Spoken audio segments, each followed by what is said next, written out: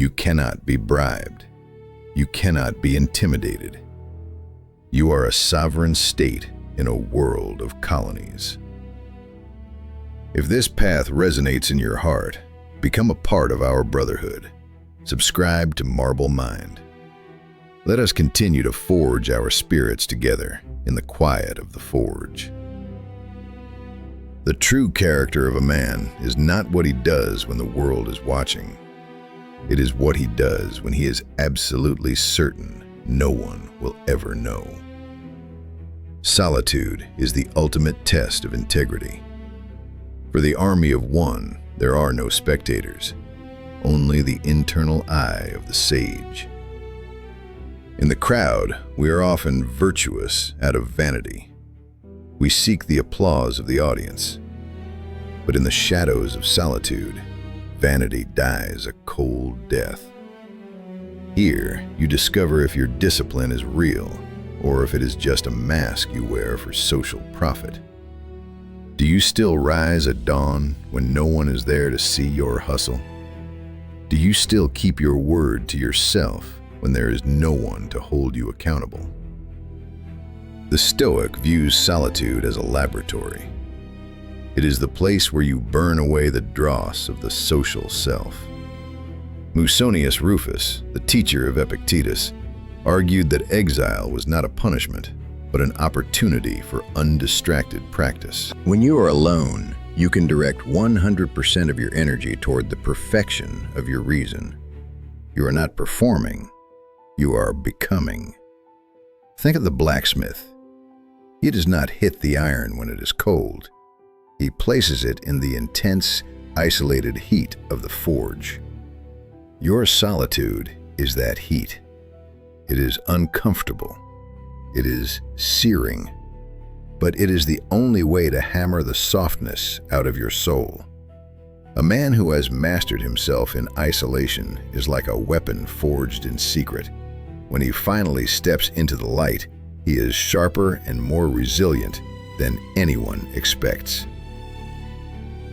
Practical advice. Set a solitary standard. Create a ritual or a task that you perform only for yourself. Something difficult that offers no external reward. This is your secret fire. It builds a form of self-respect that the world can neither give nor take away. When you know you are disciplined in the dark, you walk with a different stride in the light. You know you are real. An army that announces its every move is destined for defeat. The army of one understands the strategic value of silence and distance. In a world that demands transparency, where everyone is vlogging their journey and posting their goals, the Stoic remains a ghost. There is a psychological leak that happens when you tell people what you are going to do. The brain receives a hit of dopamine, as if you've already achieved the goal, and your drive diminishes. You become a talker, not a doer. The army of one moves in total silence. You do not announce your transformation, you simply embody it. Epictetus warned, "Sheep do not throw up the grass to show the shepherds how much they have eaten, but inwardly digesting their food, they outwardly produce wool and milk." This is the essence of Stoic solitude.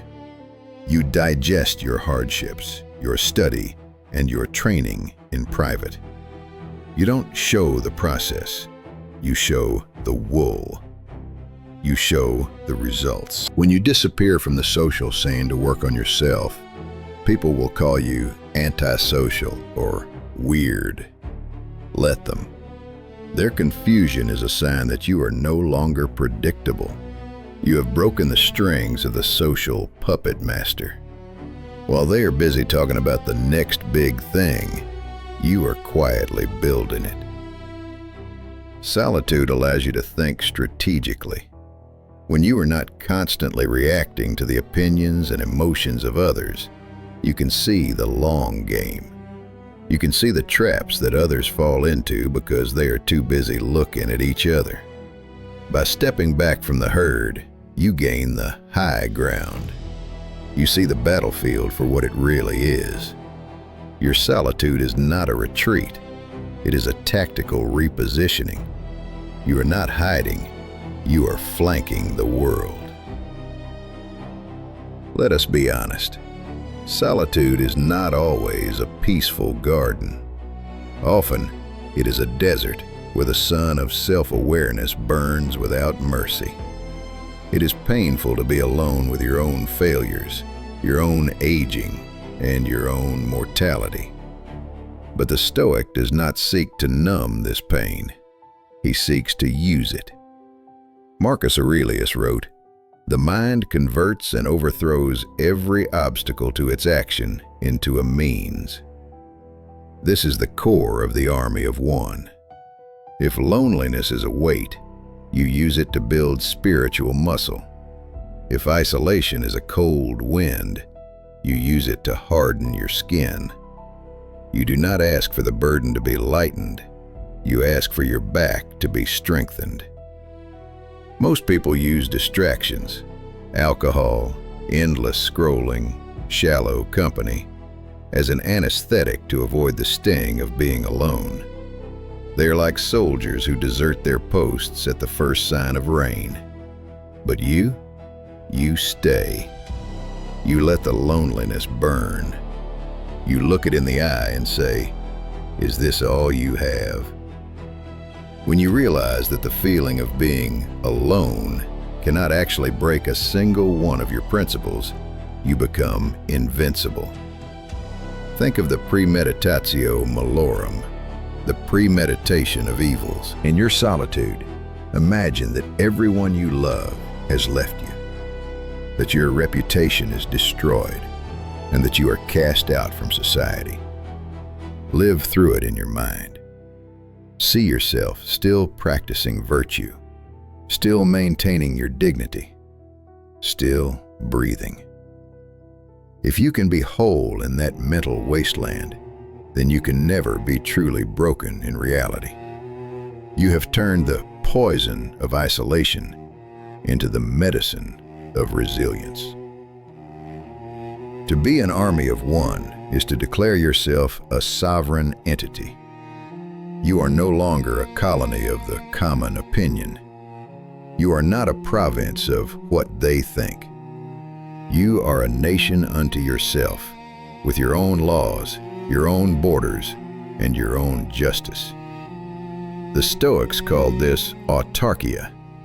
It is the state of needing nothing from the outside to be happy. This does not mean you reject the world. It means the world no longer has a vote in your internal affairs. When you are alone, you are the king of this private state. You decide what is valuable. You decide what is shameful.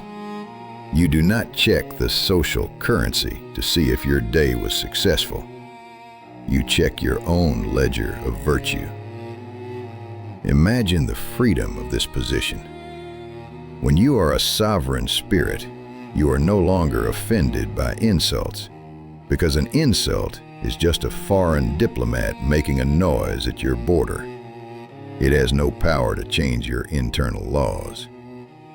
You are no longer desperate for praise, because praise is just a tribute you didn't ask for. You are self-contained. An army of one maintains its own supply lines. Your wisdom comes from the books of the dead, the great philosophers, not the headlines of the living. Your joy comes from the mastery of your own impulses, not the acquisition of things. When you walk into a room full of people after a month of productive solitude, you walk in as an ambassador from a powerful, distant land.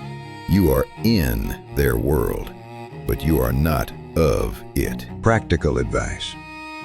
Stop asking, "What should I do?" and start asking, "What does my law require?" Write down your own personal code of conduct. 10 rules that you will never break, whether someone is watching or not. This is your constitution. In the silence of your solitude, read it daily. It is the only treaty you are bound to sign. When you become an army of one, your relationship with the world changes. You stop being a sponge that absorbs every passing influence, and you become a filter. Solitude is the ultimate test of who truly belongs in your life.